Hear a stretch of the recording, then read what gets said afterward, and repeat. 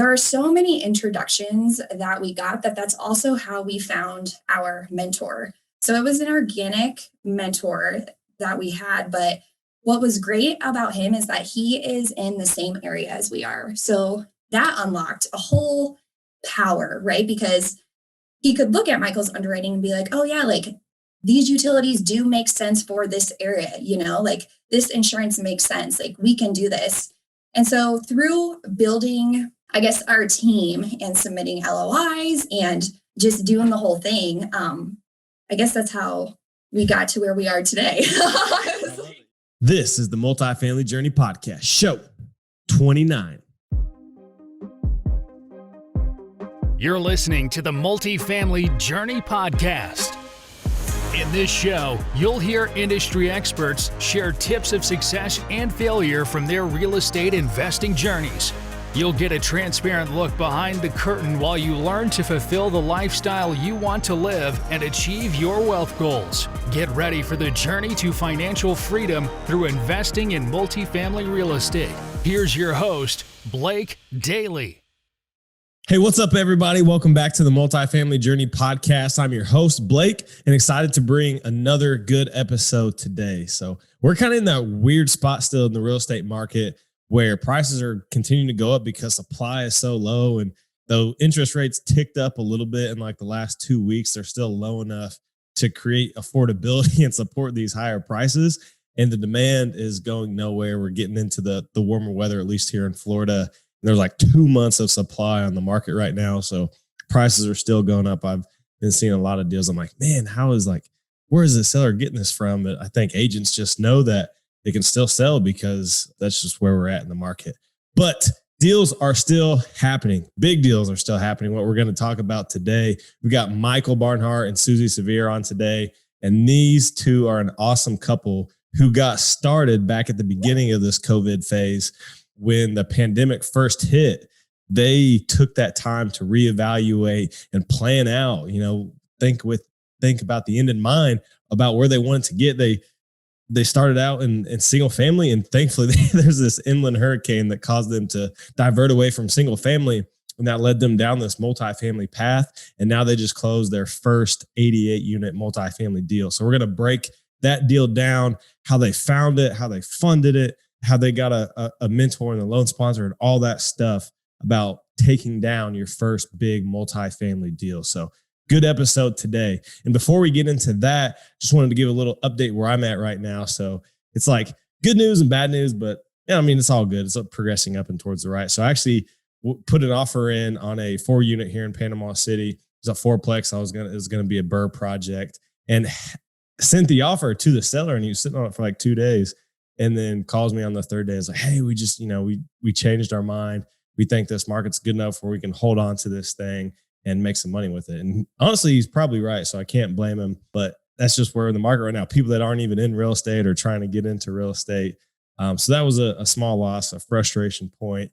But with that, on the good side of things, finally got the 8-unit back rolling. The roof was finished. We got all the permits back from the city. We had to end up giving an asbestos survey, and a lead paint inspection, all of that done on the property because it's a pre-1978 build. Had to go to the Planning and Zoning Commission. They finally checked off on all of that. So we got plumbing and electrical rolling today, and it's progressing again. So after we were stopped up with the city, paid some overages and permits, we got it rolling. And then the 66 unit syndication is also rolling as well. Collections are really good. We're starting the value add process on 3 units. And yeah, that's a really good looking deal as well. We got contract negotiations figured out with the seller right before closing, got the closing credit. And now we're enacting those new contracts like the cable bill back to the tenant, stuff like that. That's adding to our NOI that we didn't even count for. So those are like the value add projects I love getting into. And real quick, before we get into the episode, official out now, there are new updated free resources on multifamilyjourney.com. So definitely check those out. A 12-step guide to getting started, and then a passive investor toolkit. So both of those are free and walks you through like getting started, kind of all the steps I took last year or last March to get rolling into the multifamily game, the steps I took from mentors and mastermind groups that I was involved with, books I read, and outlined that process. And then on the passive investor side, like what to look for, how to vet deals, how to vet sponsors. So really good resources out there. Those have been new and improved and upgraded. So I think you guys will really like them. But with that, let's get into the show. All right, Michael and Suzy, welcome to the show. It's good to have you both here, the duo. Thanks, Blake. It's a pleasure being on the podcast. Really excited for this. Awesome. Well, let's just hear a little bit about you. I introed you guys before the show, but just like general background of how you guys started this whole thing together. Yeah, no, I can definitely go off on that. So with Michael and I living over in the UK and with COVID starting, for our first lockdown, we were in it for a little over 100 days. And with our lockdown, it was like nobody could work. People were only going out once a day to exercise, and you could only leave for like the grocery store or to go to the pharmacy and such. And because Michael and I don't have a TV, we decided that we were going to start a mini book club. And so it looks like you guys have been busy with all the books behind you. It's the wall of books. Right? No, it worked. But with that, I think into our fourth book, which was Multiple Streams of Income, about like halfway through, it gets to real estate investing. And Michael just kind of looked at me and asked, like, why don't we try this? And I said, okay, what else are we going to do? Nobody knows how long this lockdown is going to last. So why don't we try it? And so we started reading all the books, listening to all the podcasts, like consuming as much information as we could. And with that, then we started with Bigger Pockets, getting on that platform, finding out to go to the meetups, like joining conferences, doing all of that. And we wanted to absorb as much as that as we could because we didn't know how long any of this would last, right? We didn't know if people would keep their meetups online. We didn't know how long conferences would be virtual instead of in person. So we pretty much tried to go from 0 to 100, like very, very quickly, just so that we could take advantage of everything being virtual. And because we started with Bigger Pockets, we actually were going to do the single family route. And so we had set up a team and everything in Cedar Rapids, Iowa. We went through the whole interviewing property managers, interviewing realtors, really building that best team to do it all the way from over here. And we had 2 properties under contract, actually, but an inland hurricane went through, and that was not part of our risk profile. And so with that, we could not get the financing that we needed because contractors were going out and rebuilding their own homes and their friends' homes in the city. They weren't necessarily focused on renovating investments. And that was totally okay. We were all for rebuilding the community, but Michael and I had to take a step back and ask ourselves, what's next? What do we do now? We don't want to necessarily wait a year for contractors to be available again. What do we do? Yeah. And so we looked at our 5-year goals. And what it was that we were going to acquire a bunch of single family homes, sell them and 1031 them into multifamily.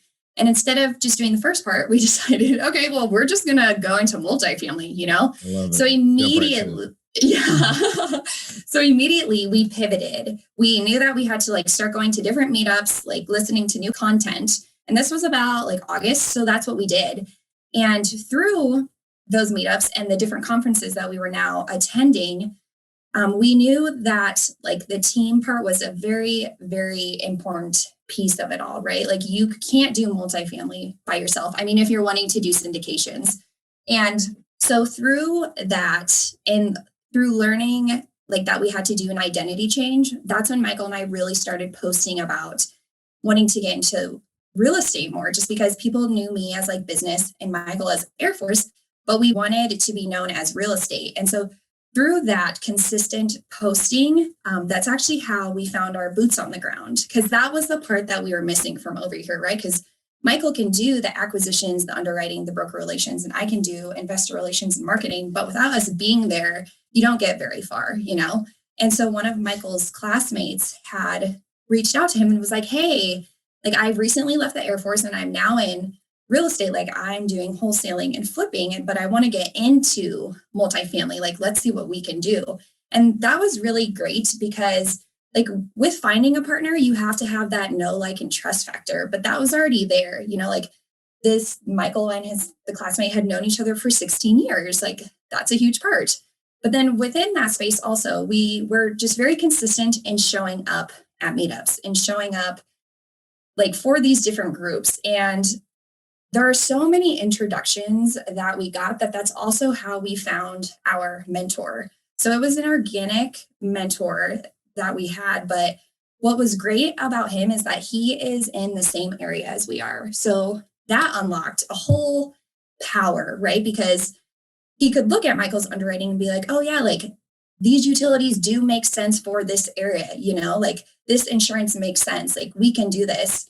And so through building, I guess, our team and submitting LOIs and just doing the whole thing, I guess that's how we got to where we are today. I love it. Yeah, there's a lot there. Yeah, there's a lot to break out in that story. And I think you guys got into like real estate, kind of how I got into multifamily is like when the world paused, when the pandemic hit, I was like, all right, what's next? Because I was doing this residential stuff and building up like my portfolio there. And I was like, man, all these single family homes. So I'm glad you guys got right to your end goals, because I did the same thing. I was like, if I want to get to multifamily, ultimately, why am I wouldn't say wasting my time, because there's a lot of knowledge, experience learned from those early deals I did. But, just thinking, having the foresight to know where you want to go and just reverse engineering to work backwards. So you guys did that from the start, which is awesome.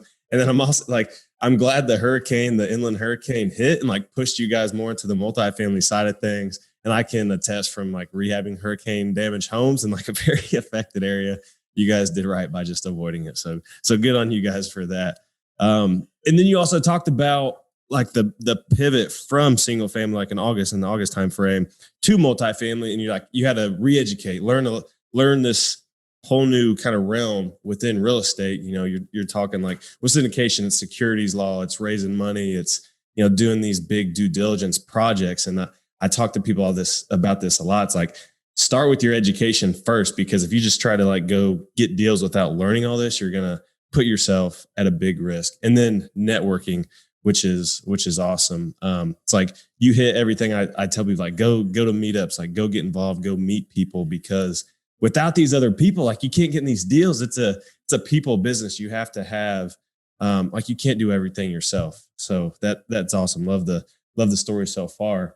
And then I guess to go from there, I want to talk about like the partnerships, because it seems like for you two, I mean, your own partnership, how you're able to split up the responsibilities and then having that boots on the ground people. It seems like partnerships have been really important for the two of you in getting started. So can you just speak to that, how that partnership helped? And then after that, we can talk about like how you guys split the responsibilities.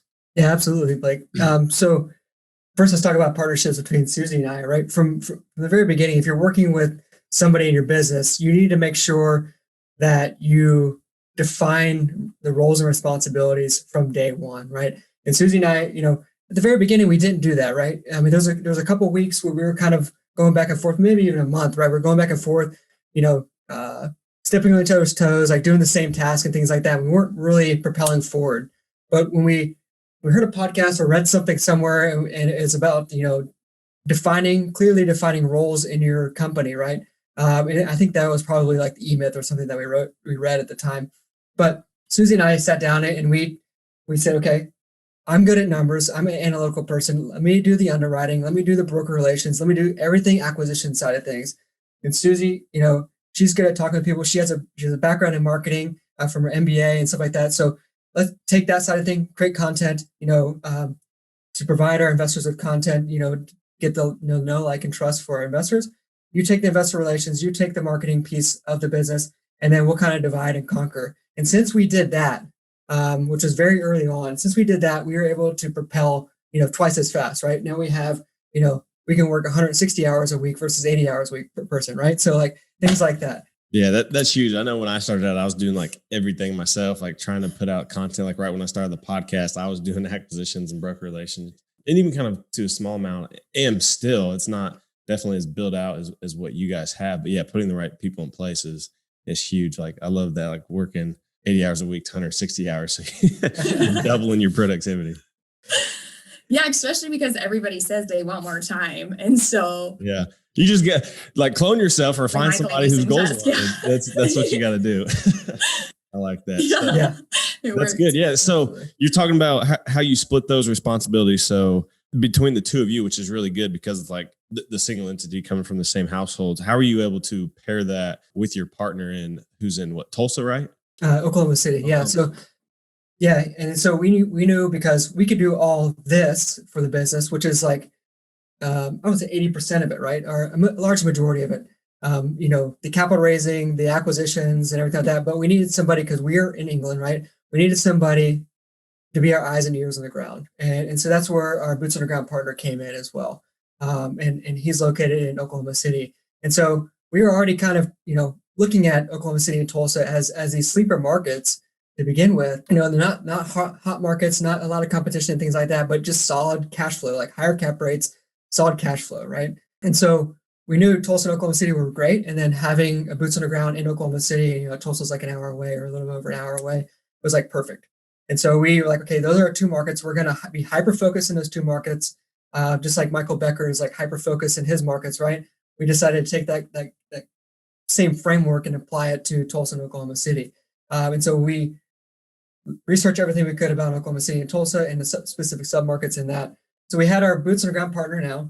Now, the only other key that was kind of missing in our business was, okay, we've never underwritten, we've never taken down a property yet. Even though we've can research how to underwrite, it's this huge fear factor of like, did I do this right? Like you can look at the numbers all day long and like, did I do this right? I just need a second person like looking over my shoulder, making sure that everything is correct. And that's where we started looking for somebody to look over my underwriting and give feedback on the property as well, in the specific submarket. And in comes our investor our mentor that we met. And we met, like Suzy said, we met him organically, just through networking, on an online networking event. He was introduced to us.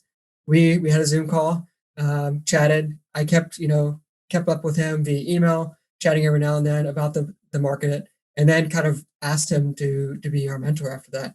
And we were very blessed to have him as part of our team, and he has been critical. And it's been awesome working with him. And he's now he's a GP on this deal. And without him, we wouldn't be where we are today. And just having that, it just helped boost our confidence, right? And then we were able to take that confidence and exude that to our investors as well. Like having that confidence in our underwriting and our ability to take down a property because we had the mentor in place who was looking over it, making sure that everything's good to go. We're able to then carry forward that confidence level to our investors when we're talking on the phone with them and things like that. That makes sense. Yeah. That's really good. And what I love about this is like you guys had that self-awareness. You knew where you were at, you knew your strengths and your weaknesses, and then knew that to get to your goal, you needed these other pieces. So then what did you do rather than just, push forward and say, oh crap, we can't figure this out. We keep hitting roadblocks. You said, no, let's figure the roadblocks out up front. So the whole rest of the journey is smoother. So such a good point there. Like finding the right people and, finding the right mentor. And that's like a whole discussion in itself, is like how you find that mentor and create that relationship. But once you create those and you have the things in place you need to actually go take down a deal, you can go start looking for deals. So I love that you guys did it in like a compressed timeline, but it seems like the correct order. And right. I mean, really, if you get the deal, I guess it works out, but I feel like you guys are better equipped and prepared for success because of like all that work and preparation up front, which I want to like hit home because I don't want people to skip that, because that's where you get, all these competitive markets with a bunch of people throwing, crazy bullcrap offers and then getting bad deals because they're like, shoot, I don't know what to do now that I have a deal. So yeah, that's really good stuff. So from there, let's talk about getting that first deal. I know you guys just closed this 88 unit a couple of weeks ago, and it's funny because it's right. Like I think you guys closed Monday on an 88. I closed Tuesday on a 66 unit. So we were racing to the closing line there. But to working up to get that first deal, I want to talk about like the process you guys, or I guess Michael, you use to approach acquisition. I guess it's really both of you because it's marketing and the broker relationship. So how did you approach the acquisition process starting out? That's a great question. So the thing, and we get these questions a lot from new investors or inspiring investors, right? How do you approach a broker? How do you get how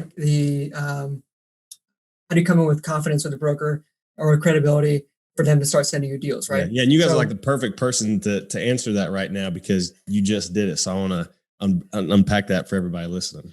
Yeah, absolutely. And I walked through exactly what I did. So what we did was I wrote a bio, and like kind of like a cover letter, if you will, like who we are, what we're doing, what we're trying to accomplish, our criteria, things like that. But also tagged along there, the bios of our team, right? Like what we have accomplished, right? So not only, including real estate transactions on there, but also like any business transactions, right? So because I was like a program manager for the Air Force, right? I was able to use that and say, hey, look, I've acquired X number of dollars for the Air Force. I've seen it from acquisition all the way through disposition. So there's some parallels there, right? Through acquisition disposition for apartment complexes as well. So try to frame it in a way that makes sense, towards apartment investing, and then just anything that you have business related, put in there. But also you can leverage your mentors. You can leverage other people on your team, like what they've done and their real estate that they own currently as well. Deals they've closed on, how many units they have under management or assets under management, whatever. Put that all in a PDF or whatever, or a Word doc, and send it to the broker. Like just a little email intro, attach that to the email, and that will get you your foot in the door, right? It doesn't say they're going to start sending you deals the next day or anything like that, but it gets your foot in the door. And then you start that conversation. It gets that conversation started with that broker. And then you got to find common ground with that broker, right? So for example, one of the brokers that I talk to is we talk about soccer, right? I'm in England. Soccer is huge, football over here, right? And he loves FIFA and soccer as well. And so we just chat about soccer sometimes. Sometimes I call him to chat about soccer, and that's it. We don't talk about deals, right? So it's finding that common ground, and you're not just calling them to talk business, right? I mean, like you want to get become friends with them, and then get to the top of their mind, because they have deals. They have a long list of people. There's a lot of investors and not a lot of brokers that have good deals, right? And so that's just one way that I kind of approached it, and it has worked. And also, this specific deal, I'll just talk about this, is we submitted an LOI with this broker before, and he knew that we were serious. We submitted our package and things like that. And he's like, hey, this is a solid deal. Unfortunately, we didn't get the original deal, the first deal that we submitted to the broker. But he knew that we were serious. He knew what team we had put together. And so he started bringing us more deals because of that initial LOI submission, which then we ended up getting this deal from that. And then, even though there was other competition on this deal, this 88 unit, the broker knew our mentor. He knew that he had closed other deals with him, and knew that I was serious and motivated. And so, or that we were serious and motivated. And he's like, hey, these guys are going to close a deal. And he conveyed that to the seller, and then the seller ended up choosing our LOI over the other one that was in there. So yeah, that's awesome. I love how you got, like, Michael, how you went about creating that relationship with the broker, because that's such an important piece. Like, ultimately it comes down, like you're saying earlier, like that triangle, the know, like, and trust. And the broker, it's the same thing, honestly, with the brokers. They want, if they don't know you, they're never going to send you the deal. And if they don't like you, chances are you're going to get the crap deals. And then, if they trust you, you're probably going to get those deals, and, your LOI is going to be received, like, warmly received. So that's all really good. And I do the same things. Like, just, one of the brokers I talked to used to play football at Auburn. So we have that, D1 football player connection, can talk about that, and, family stuff like that. So yes, absolutely. Like, the relationships help a lot in that. And that's fostered, right? It's not created like the first time you call a broker, hey, I'm Michael, I'm Blake, send me all your deals. Like, let's be friends. No, it's just not going to happen. Yeah, it's just created over time. So I think that's really good. So let's dig back into the acquisition process. So that's kind of about how you guys created the relationships and found the deal. Let's talk about analyzing it and getting to that point, like to the point where you're comfortable making an offer and pursuing this property. Yeah. So we had originally looked at this property back in, I think, end of August or something like that, August, September. It wasn't stabilized at the time, so I wasn't interested in it. Being a new syndicator, what I wanted to bring to our investors was a stabilized deal, so we can get long-term financing on it, and we wanted to make sure it was cash flowing from day one, and that 50% of the return is coming from cash flow, right? So those are the kind of deals we're looking for, just to reduce the risk profile. Yeah, and that's good, because it's like starting out a big project. If you don't know, how to manage contractors, how to be just a good manager of that process, like that could be a big stressor, just like be a failure point. So that's really good. You guys decide on that up front. Like I said, we looked at the deal initially. It wasn't stabilized at the time, but then the next, we followed it for a couple more months and it started becoming stabilized. When we got the preliminary October financials, I saw those. I was like, perfect, cool. And then we jumped on it right then. And so did a lot of other people, right? So, because they knew it was going to qualify for Freddie or Fannie financing. Yep. Yeah. And what he's saying there, can you just explain that, like what stabilized is and why that allows you to get the better financing? Yeah, absolutely. So for a stabilized property, stabilized in the eyes of Freddie and Fannie means 90% occupied for at least 90 days. And so at this point, it was 90% occupied for 2 months. We knew that, one more month as the LOI continues, as the PSA is negotiating, things like that, it's going to take a couple weeks, maybe a month or so. And so at that time, if it was trending towards that 90 days of stabilized, so we knew it was like the perfect time to go ahead and pull the trigger and submit an LOI. Yep. Yeah, that's a really, I think, smart analysis, because normally these contracts take like 60 days from like inception to close, so that, if nothing changes with the property, like if, half the tenants don't get COVID and like pass away or something, it's gonna, stay stabilized. So that's good. So to jump on that early. So yeah, basically what he's saying, Freddie and Fannie, like you can get the better long-term fixed rate, low rate mortgages through the government agencies like Freddie Mac, Fannie Mae. So yeah, good, very good to know that, especially when you're looking at deals and, looking at something that is like super distressed, like you're not going to be able to get favorable financing on it. And then you're talking about bridge debt that's like 7-8% rather than what rate did you guys get?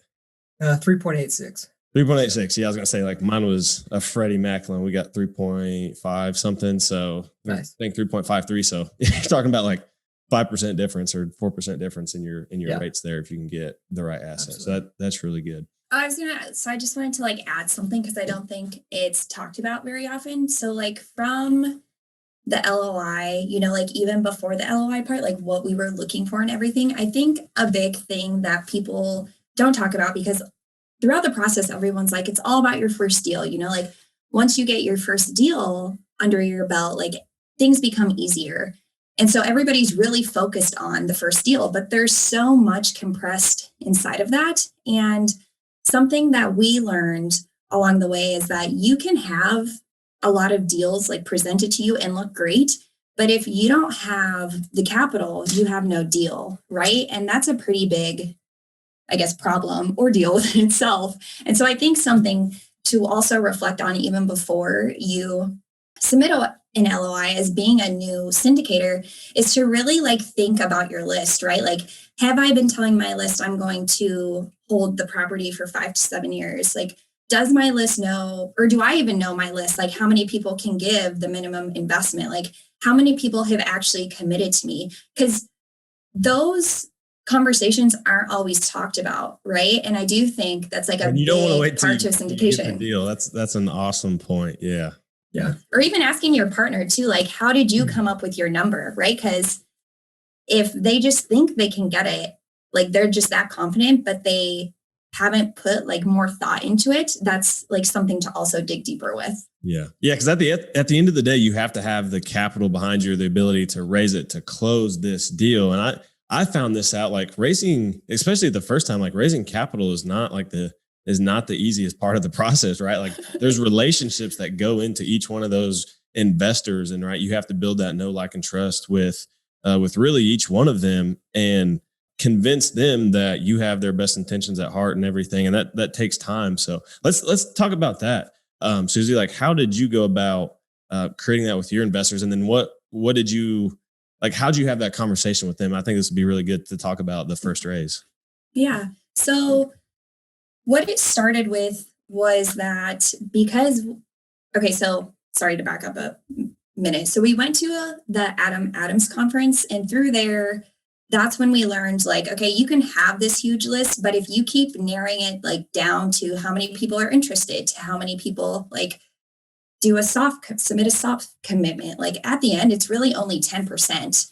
And if you have a list of like 100 people, 10%, is 10 people. And if you have to raise $1 million or $500,000 and they can only bring like 25K each, that's just not possible. And so what really helped me was being consistent. So I was showing up at meetups, I was showing up at conferences, but then after those meetups and conferences, like reaching out to the people I had met, reaching out to the people who submitted their contact information and getting on those calls and just talking through it all, because I want to get to know them and they obviously want to get to know me if they're going to invest with us. And so I was just asking questions that's so good that like not only did you go to the networking, but and sometimes in the chat box people say, hey, let's connect offline. Here's my email. But then actually doing it, it's like that extra step is what allowed you guys to, it sounds like, to raise enough money for this deal. No, yeah, absolutely. And like something that was really to our advantage was that because everything went online, like last year, we actually attended 9 conferences. So that was a lot of emailing afterwards, but it worked out really well. And so that was a big thing. So, I mean, even going forward, like for people going to like conferences and networking events, like figuring out how you can get those email addresses and phone numbers so that you can do a follow-up, because you can do a 506 like B or a 506C, but with a 506B, like for us personally, like we want to know our investors and we want to know our goals. We don't want to just be able to like offer it to everyone. Like we want to provide like opportunities for people who need it. Yeah, I'm the same way. Like I could probably tell you right now, anyway, because it's not like a huge list, but all my investors like goals, like what they want, like in the reason they ended up investing, because it hit their goals and like aligned with what they envision for like their financial future. So those are the kind of conversations I have. Like I want to know that stuff because if one deal doesn't, maybe one deal, for example, like when it cash flow year one because you have to stabilize it, and then the IRR comes down the road. Like if they just want cash flow day one, all right, great. We can talk on the next deal because this one isn't right for you. So it's really important to know your investors. And, if you're, for me anyway, like I want to meet investor goals more so than just, get a deal funded. Of course you want to get the deal funded, but it's just building up with the right amount of people to be able to do that. So, right. Yeah, that's a good transition to like, how much did you guys have to raise for this deal, or like the total equity raise for it? It was 1.75 million. Okay. Yeah. That was like exactly the same as ours.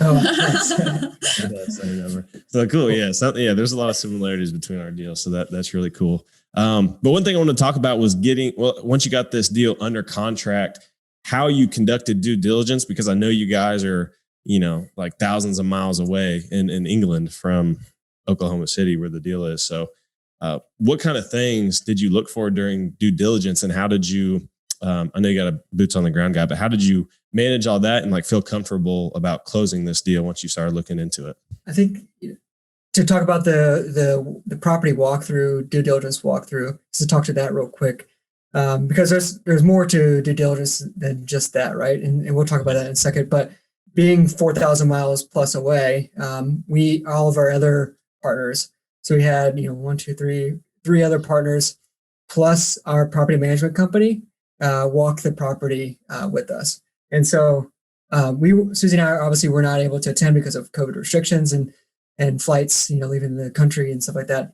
But all of the rest of our team did, right? And they walked every single unit but except for a handful of units because people said they had COVID or whatever. But anyways, so they were able to take care of that on-site due diligence. And so that was really helpful. And, our property management company did a really great job of creating like this really extensive spreadsheet about, every single unit and, what was in each unit, the condition of every piece of item, all the appliances, the flooring, the painting, all that stuff, like in the spreadsheet and the condition of it. Right. So that was kind of the property walkthrough.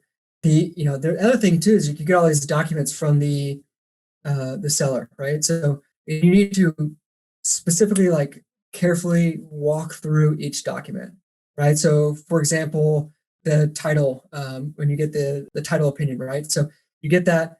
I have no idea what I'm looking at, right? But your real estate attorney does, right? So you send that to your real estate attorney, get them to look over it, right? Make sure everything is good. Exactly. Get them to look over it, things like that. And then taking a deep dive into the rent roll.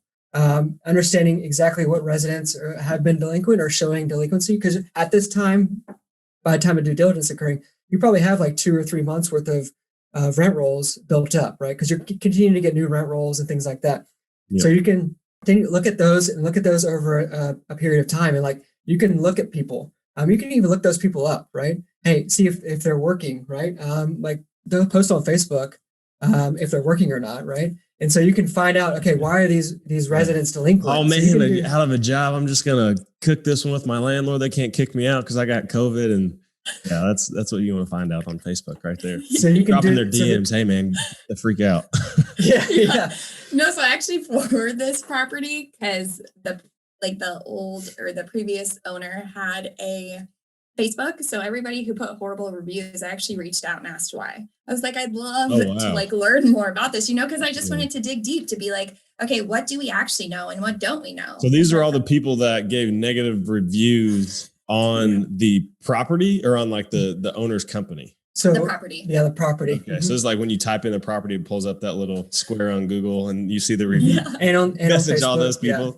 Yeah. Awesome. I haven't heard that one before. That is like, I'm like, what can I uncover? Yeah. Yeah. So, I mean, there's that due diligence too, which is like kind of something that it's not typical, right? Like you ask for all these things in LOI, but then that's separate, right? Because you're looking into reviews on the property, like what did the seller, or the old property management company do wrong, right? Or what can we improve on to make these residents' lives better? Right? Yeah, that was like the big thing, because we were wanting to send out like a tenant survey immediately after we closed. But if I could dig deep to be like, okay, what are they already missing out on, right? Like, because I heard, because I pretended to be like somebody who was going to move in. They're like, work orders don't get done right. Ghost shopper. Like, I've done the same thing. You get so much good information when you do. I actually did a YouTube video about it, about like going and talking to like the local, like the businesses right around the property and talking to the other apartment complexes and like just getting and talk to tenants that live there. And it's like, they will give you so much information. Yeah. You tell them, hey, my wife and I are we're looking to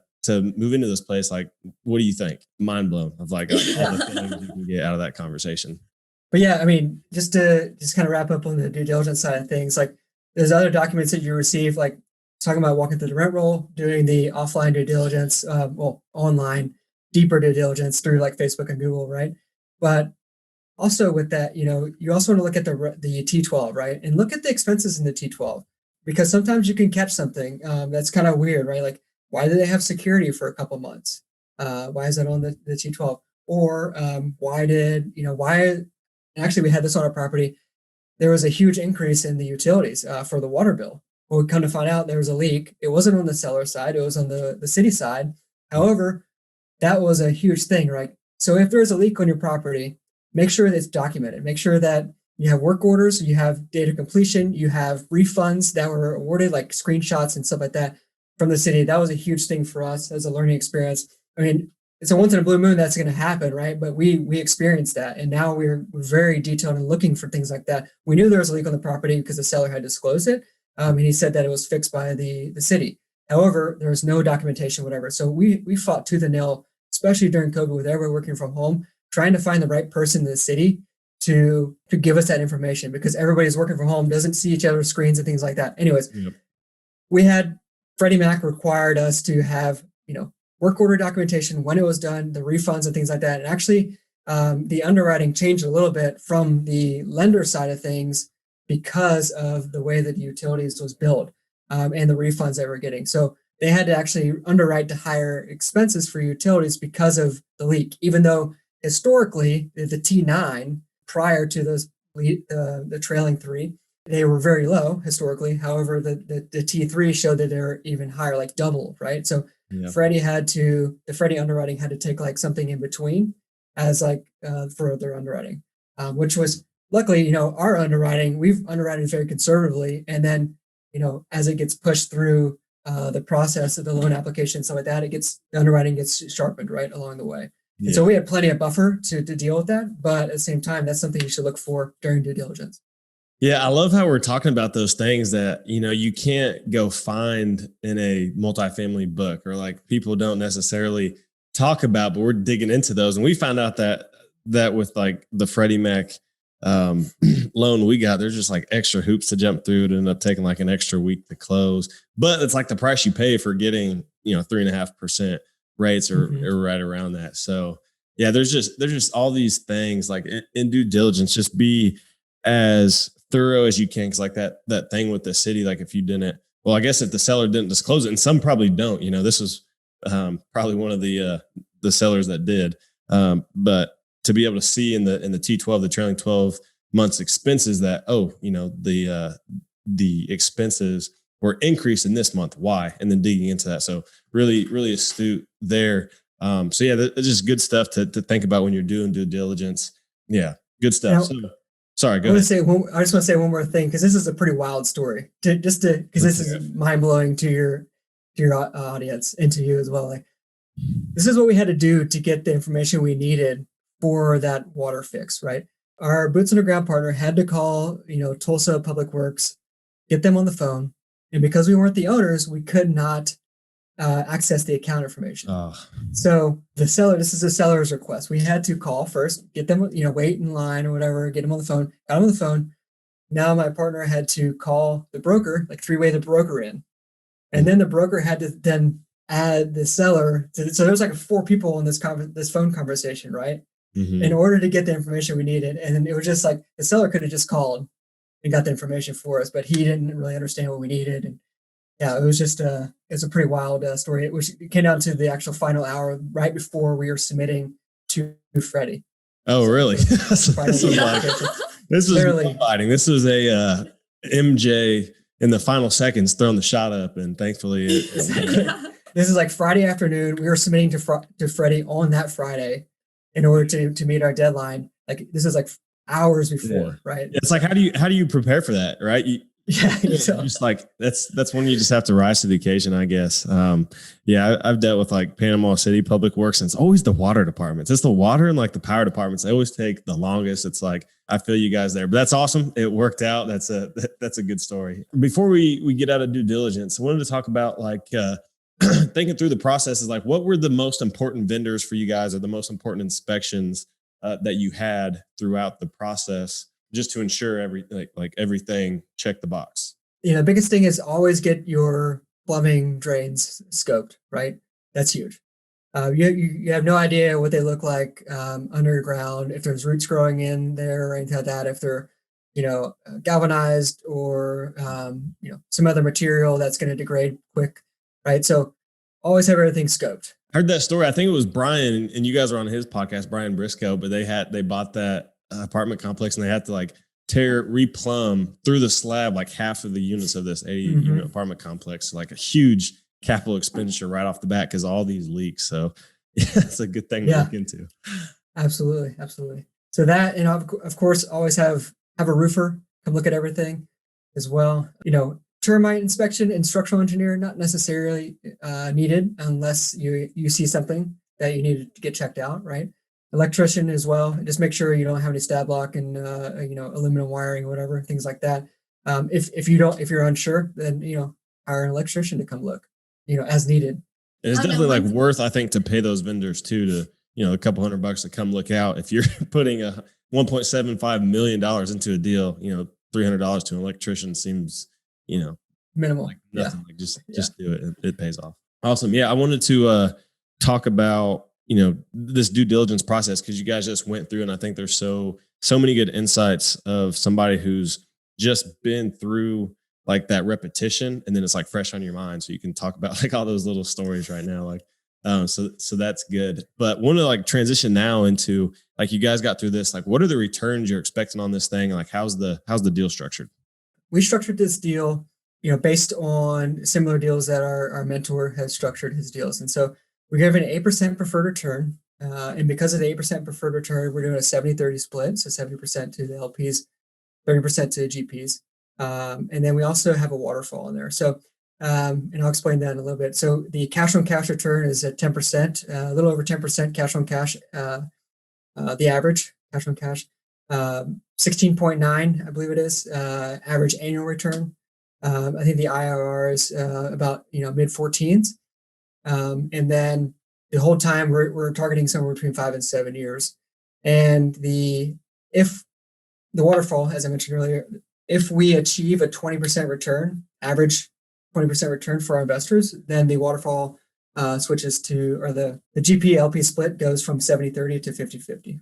So once that gate is met. Yeah, this sounds like, I think we're doing the same deal in different parts of the country. Like ours is structured a little bit different. Our IRR was a little bit higher, different than that, but we also had like a little bit bigger value add because they had owned it for a long time and just had to increase rent. So there's a lot of meat on the bone with this one. But yeah, ours is like same thing, eight pref, waterfall to go from 70-30 to 50-50. And I like it because it incentivizes the GPs to freaking knock it out of the park on this value add process. Cause like, it's not an easy thing to do. Is, it's not really repositioned, but it's, adding the value to this apartment over time and making sure that all that value is captured. Cause right, if you leave meat on the bone by just doing a so-so job, operating, then you don't get the financial bonus from the high return. So I really like that. And then incentivize you to do really well for your investors. So really good there. I like that structure a lot. And then qualifying for the loan, this was your first syndication. Was that where the mentor came in and got the GP slot by filling in that role? Yeah, he did. And so, he has, several assets, specifically in Tulsa as well, and worked with the lender that we worked with as well. We didn't go through a broker. We used a direct lender for Freddie Mac.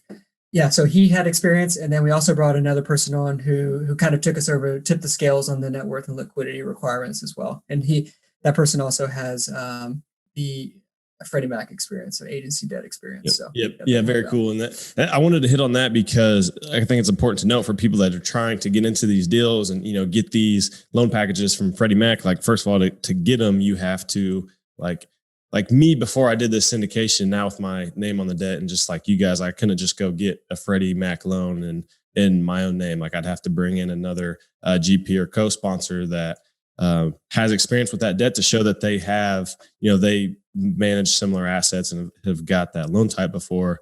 And then also on top of that, like you're saying with the net worth and liquidity, like the combined GPs need to have the net worth and liquidity up to the loan amounts to protect them. And this was a non-recourse loan, I'm assuming? Correct. Yeah. Okay. Yep. So that's what I'm saying. You get long-term, low rate, fixed debt that is non-recourse. So that's why they make you do all this stuff, but definitely worth it if you can put all the pieces together. So that's awesome. Yeah. I'm really excited about the loan because we ended up getting like a 5-year hybrid too. So it's a Freddie Mac SBL loan, so small balance loan. 5-year hybrid. And what that means is it's 5 years fixed at the 3.86, as I mentioned earlier, and then a 15-year floating after that. It's a perfect loan for today, right? Today's environment, because it's a 20-year loan total, right? And if something happened, we're business plans for 5 to 7 years. However, if something happens in the economy, which we really don't know what's going to happen because of all the quantitative easing and things like that that's occurring. If something happens in 5 years, we're able to hold that asset. It's continued to cash flow, but we'll hold that asset until it makes sense to sell for our investors.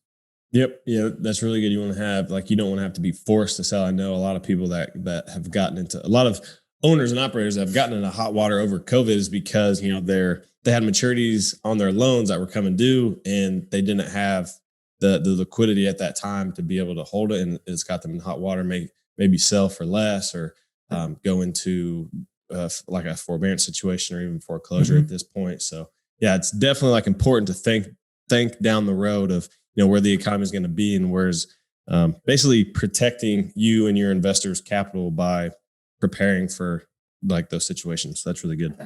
Absolutely. Yeah. And even to add to that, because Michael and I are over here, we wanted to try to create more stability from every avenue, no matter where it came from. Right. So even having that loan created just another level of stability, although none of that is guaranteed, but to be able to provide just a little more security for the investors really helped us as well. Mm-hmm. Yeah, it's just lowering the risk when you have that conversation with them, because they, more than anything, want their money protected, right? You'd rather not lose money than make money. I mean, everybody wants to make money, but you want to hold on tight to it first, and then it hurts worse to lose money. Yeah, exactly. Yeah, the aversion to loss principle. Yeah. But cool. So I want to roll into this now that we've talked about due diligence and closing and how you guys plan to run the deal. Let's talk about the actual operation over the last 2 weeks since you closed. So what were those first steps after you took ownership, got the keys, so to speak. I'm sure they didn't hand you 88 keys on a lapel of, I think they might have 88 keys. they just put that in the envelope and said, here's your keys. You know. No. So leading up to, we wrote a pretty detailed 90-day plan for our property management company. And we said, hey, these are the targets we're trying to hit. Was this that wrote this detailed 90-day plan? Yeah. Okay. I would expect so from the biochemical, science background. It's like, this is what we're doing.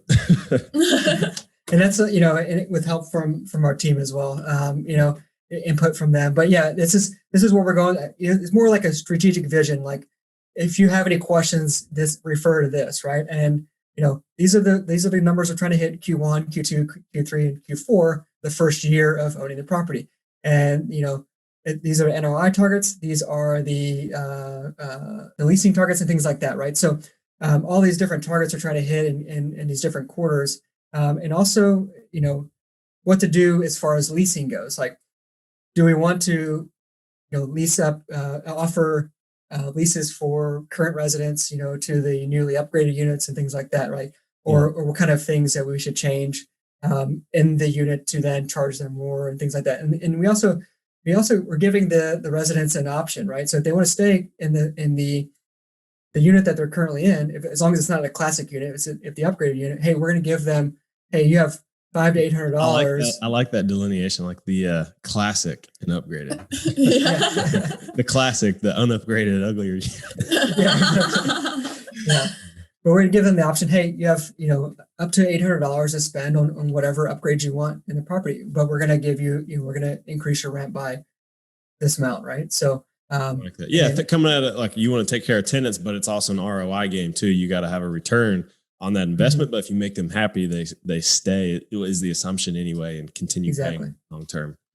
Exactly. So takeover took place. It's been the 23rd is when we closed in February 23rd, and so we've had our first conversation since takeover, and with the property management company, and they're just we're getting a bunch of work orders and things like that because as the seller was selling the property. Work orders were getting completed and things like that. Yeah. Exactly. Which is typical for takeover, right? And so we have full confidence in our property management company that they're crushing it. I mean, they're crushing it we're using the same property management company that our mentor is using on his assets in the same area. Mm-hmm. They're crushing his deals. Yeah, that's huge to have, to know their track record and have them come recommended from who your mentor is, who's also GP on this deal now. So that's huge. I love that. Yeah, it sounds like a really good plan. Take care of the tenants, but also make sure you're getting your return and that the investor capital is used well. So that's huge. Exactly. Cool. Last thing I want to ask before we transition to the Fortune 5 at the end is what's next for you guys? What are you planning to do ongoing in 2021? Yeah. So before we found out how crazy it is to be an actor, the main lead sponsor, we wanted to take down 3 more deals as lead sponsors. Just lofty goals. I was like, oh crap, it's that. Yeah, right. Yeah, it was 400 documents later. We're like, okay, we're going to have to revisit this, But so we want to take down 1 more syndication, I guess, as a lead sponsor, but then co-GP on 2 more, just so that while we are focusing on asset management, we can also still progress on our goals and continue to move further within the real estate world. That's huge. Yeah. So basically took a step back and said, instead of outgrowing ourselves and growing too fast and leaving a bunch of, just deferred maintenance items in life. And then overall the assets is just, let's focus on the ones we can acquire and manage well, but continue to grow the passive income with co-GP. And so I really like that strategy. So are you guys targeting still Tulsa, Oklahoma City, or is this kind of open up more doors? We're really bullish on Tulsa right now, but we're focused on Tulsa and Oklahoma City. But we're also open to other potential markets that make sense for our investors because those 3 things that I mentioned earlier is what we look for. Cash flowing from day one. Over 50% of the return has to come from cash flow. And then it's stabilized so we can get long-term debt. So those are the 3 things we're kind of focusing on. We've been communicating that to our investors because I think that's a really low risk profile right now, especially during the current economic situation. Yeah, I love it. That's a good plan. Definitely good criteria. So with that, let's transition to the Fortune 5. But here we go. All right. First question, the Fortune 5. What's the biggest thing that has contributed to your success so far? Yeah, so by far the biggest thing is everything going online, because that was our immediate end. So like when Michael and I were talking about this, we were like, oh, our partners, our mentorship, but really we could not have gotten there without taking advantage to everything going virtual. So we decided that going that's virtual really good. was I mean, the number especially for one. you guys being 1,000 or like 4,000 miles away, it's can't go to all those in-person meetups. But I like that's such a big benefit to everybody. Really, I love how you guys capitalized on it. Is go to these virtual meetups. They're online. They're on Zoom. They're on your lunch break. They're in the evenings. Like make the time, make the commitment if you want to be successful. If you don't, like keep making excuses. But you guys didn't, so I love that. Question 2 here. What has been your biggest mistake so far that's turned into a learning lesson? Our biggest mistake, I think, looking back, is we assumed that there are certain things that would be conveyed with the property, but you need to explicitly lay those out in the LOI. And I'll explain that here. We had an issue with the resident ledgers. That's something that should convey with the property, but it didn't convey with the property. We had to fight tooth and nail to get those. And initially put that in an LOI. If you don't get the certified bank deposits, if you don't get those, then you definitely need access to the resident ledgers, right? A certified rent roll is not enough. Yeah, that's really good. And that was in the due diligence phase. I'm guessing once the contract was already accepted and you guys are working towards closing. Exactly. Yeah. That's really good. Yeah, I think it's funny you mentioned that, like making sure like what doesn't convey with the property on the 8 unit. I closed at the beginning of February. Like the seller just like took everything, and then not only that, but like filled up the dumpster we had there for demo, like one whole dumpster. So I was like, that's annoying. But then like took all the trash cans too. I was like, you're taking the trash cans, and it's only like, it's like $35 per trash can to get 8 more from the city. And I'll probably just get one like dumpster out front now, but that was just like such a goofball move to me. Right? Yeah. That is weird. Yeah. Glad to be done with that one. But question 3, what's your favorite book you'd recommend to someone starting out? So we have 2 books, Blake, and the first one is The Slight Edge by Jeff Olson. So that's like you got it right book. There. Yeah. You're ready for it. Yeah. So that's a mindset book, and it's basically about habit stacking and then compound habit forming. And then, so that's mindset for somebody starting off. But for new apartment syndicators, we recommend The Best Ever Apartment Syndication. That one ready to go too. Yeah. They planned this. They were great. Yeah, I think I've not read Slight Edge, but The Best Ever book, that's one I read early on. Super helpful. So definitely good book recommendation there. And then for both of you, what do you guys like to do outside of business and closing deals and putting out content and going to all these meetups? Like what's fun for you guys to do in England? No, yeah, great question. So we love doing anything outdoors. So, I mean, COVID's put a little damper on that, but we love to travel. Like for our relationship, like our hashtag is Road to 100 countries. And so we want to, just travel the world and be outside. I mean, and do anything that you can outside, right? Like we love biking, we love hiking, we love climbing. We just love outside. That's why our company name is Adventurous Real Estate Investors. Adventurous REI. So I love that company name and like the positioning you guys have created with it. It makes me like long for more passive income, And you guys, like in Europe, have you been able to travel around and like do the Euro rail and all that, or has it been more restrictive?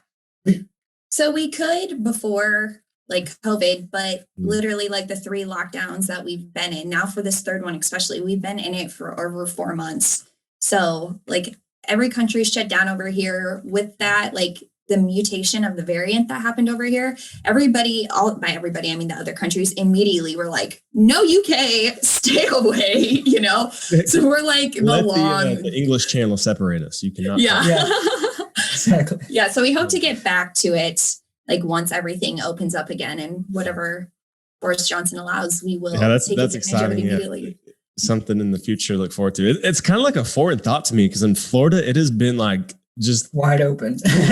yeah, like Dixie Chicks, wide open spaces. But I like that. yeah, it's just it seems like nobody gives a crap. Like if people are like 80 years older, they'll wear a mask, like walking in and out of places, but it's just like not a thing. People are like crowded on the beaches and stuff. Not so much now because it's winter, but we're starting to get into like spring break season. I know that in like 2 weeks, these beaches are just going to be packed. We're not going to be able, it's going to take like an extra 30 minutes to get to base to work. So yeah, it's, Florida is still thriving. It's like the only place. So I've been like really thankful to be here because the only place like I've worn a mask, which like maybe that's bad on me, but is like on base or going into Walmart when they made us. But all right, last question here. Where can people find out more about you and connect with you? Yeah, thanks for asking, Blake. So Suzy and I have actually unlocked 4 powerful ways to generate passive income from anywhere in the world. And we want to share that with your audience. So to claim your free guide, go to adventurousrei.com/guide to collect that. adventurousrei.com/guide. Correct. All right, cool. Yeah, guys, check that out for sure. Excuse me. There we go. But yeah, guys, thank you so much for coming on the show. Definitely check them out. They're doing awesome stuff. And yeah, so such a good topic right now as you guys just closed like 2 weeks ago and to start like just been through this process. So it's fresh. You can give those learning lessons back to others who are trying to do the same or trying to create passive income through this business, which is awesome. I love it. You guys love it. It's what brought us here. So thank you guys for sharing your story. And I wish you guys like so much success going forward, and definitely looking forward to seeing the next deal posted in the War Room Mastermind, since we're both in there, like seeing the progress. Absolutely. Thanks, Blake. It was a pleasure being on the podcast and chatting about everything about getting the first deal done. It was a lot of fun. I really appreciate it. Yeah, thank you so much. Absolutely. All right, guys, we're out of here. Hey, thanks for listening. If you like the show, if you found value in it, please go to iTunes and leave a rating and review. And if you want to check out more on your multifamily journey, go to multifamilyjourney.com, where you can get free resources to start your journey and figure out your path. That's multifamilyjourney.com. But more importantly, go take action today towards your financial future. See you next time.